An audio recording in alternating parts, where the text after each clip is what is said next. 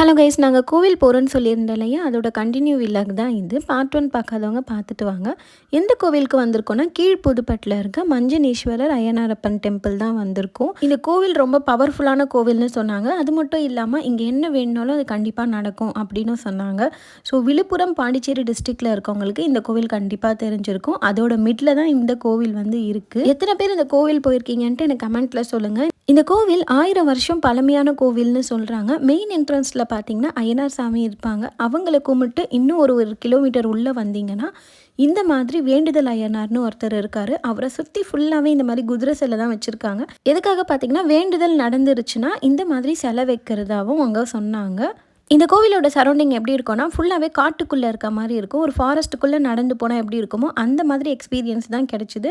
எங்களுக்கு அந்த டேவே ரொம்ப ப்ளசன்டபுளாக பீஸ்ஃபுல்லாக இருந்துச்சு. இந்த கோவில் பற்றி இன்னும் நிறைய டீட்டெயில்ஸ் லாங் வீடியோவில் ஷேர் பண்ணியிருக்கேன். வீடியோக்குள்ளே லிங்க் இருக்குது, செக் பண்ணி